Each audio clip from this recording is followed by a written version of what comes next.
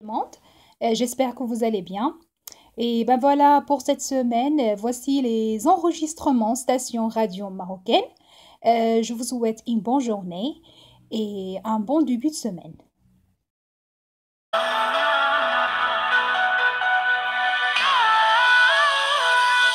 Radio Cap Radio.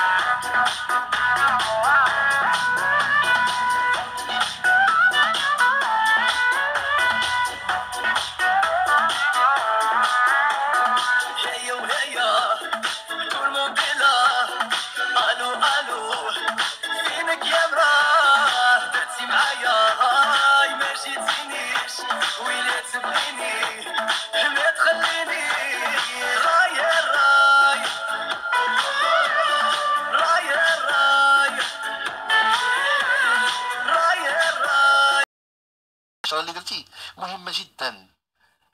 ما يمكنش انكم تصيفطوا للسلطات الامنيه وتقول لكم من بعد نجاوبكم وانتم قلتوها لجنه راديو البرمجه بلس. وهذا الشيء كله. لهذا سعيد انا دائما تنقول كاين خلل، كاين عبث، كما الامور ما كناخذوهاش يلفوا كاين المسيرين تيخربقوا بهذا المصطلح. هذا هو احسن تعبير، هو التخربيق. هذا الشيء هذا غير منطقي، غير مقبول. انا ما غنخشي الفريق ديالي وديت الخميسات وانا ما عندي شيء تاكيد على اللي لعب في الخميسات. مساله بسيطه جدا. ما عاد الا كانت شي موافقه وغنمشيو عاد ديك الموافقه ونرجعوا للفرتوس واش موافقه بالتليفون هاتفيا ما كاين مشكل، مرحبا بكم. كاين اللي غيقول لك مرحبا بك، ولكن كاين مسؤول اخر اللي يقول لك اودي مرحبا بك. انا ما قادرش لهذا الشيء هذا. انت انا غنبقى نعطي هذه الامثله، الشعبيه اللي كتنفع. انت الا شي واحد شي 10 ديال الناس قال لك اودي بانه بغينا نجيو عند الدار، تقول لهم مرحبا بكم. تمشي لك المرات غاديرهم، ما عندنا فين نديرهم. انا غنصدقوا في لا، حيت كاين شي امور اللي فيها انا ما عرفتش شنو واقع، ولكني انا ما تنظنش بانه الوليدات غادي يمشيو حتى يعني الخبيثات وما فراسهمش بانه الملعب صافي متفقين عليه. يمكن الا ما كانش بالوراق، لان ما يمكنش يكونوا بالوراق، ولا غتكون عباره عن شي كلمه او شي واحد قال لهم لا ما كاين حتى مشكل مرحبا بكم. يعني فسر لي لا غنمشيو تماك وراه غيعطيونا الملعب بالزمن. انا تنظن هذا بعد الاستئنافي للسيرفو طبعا يتسنى الحكم الاستئنافي او القرار الاستئنافي، ومن بعد انه يتم يعني الادلاء بكل وثائق المحافظ باش انه يتم يعني الاسراع بعمليه راديو التحفيظ. ميد راديو. ناخذوا معنا هذه المره السي رشيد من قرسيف. مرحبا بالسي رشيد. سي رشيد، اذا للاسف انقطع الخط. حنا اكيد مازال مستمرين، نمشيو نتوقفوا مع فاصل موسيقي ونرجعوا نستقبلكم مستمعينا الكرام. بقاو معنا، ما تمشيو فين.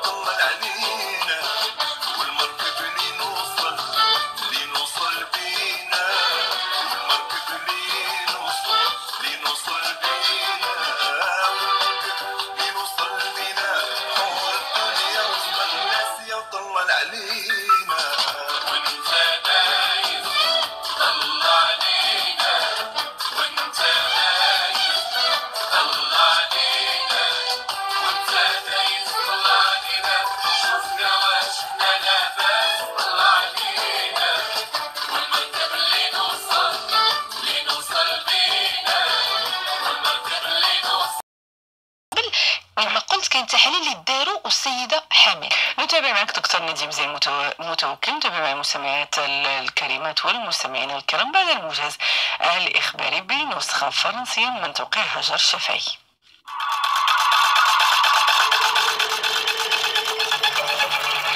Atlantique Radio. Il est 15h30.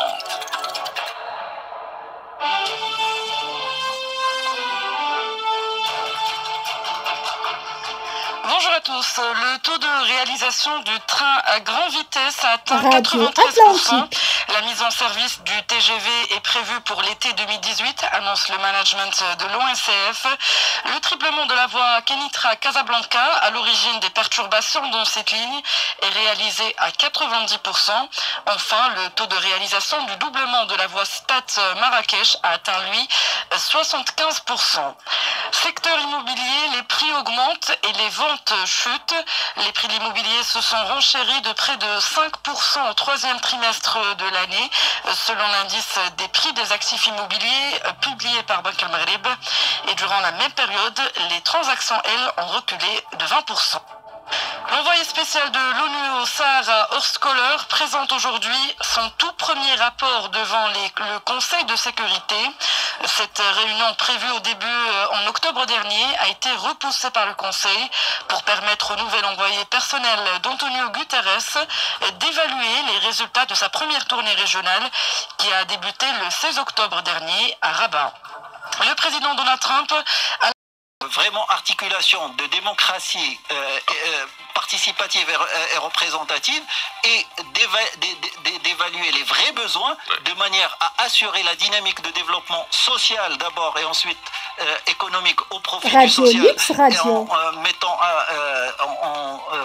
ayant les précautions de la durabilité. Et nous avons justement donné toutes les recommandations et non seulement on a donné ces recommandations mais on a essayé de voir pour l'élaboration des politiques, on a mis un guide et un outil qui est très pragmatique et qu'on a testé sur 3 grosses politiques pour pouvoir évaluer ce qui a été fait. Où est-ce elles sont les failles qui ont fait à ce que le capital immatériel ou les dimensions du capital immatériel n'ont pas été suffisamment investies pour pouvoir produire les effets. Et nous avons défini comment est-ce que ça devrait être fait à l'avenir et on a comparé, on a fait des schémas de rapprochement. C'est le travail du gouvernement, le travail du Parlement aussi. On l'a fait avec justement des départements ministériels qui ont été portés, qui se sont portés volontaires pour le faire dans des gros départements.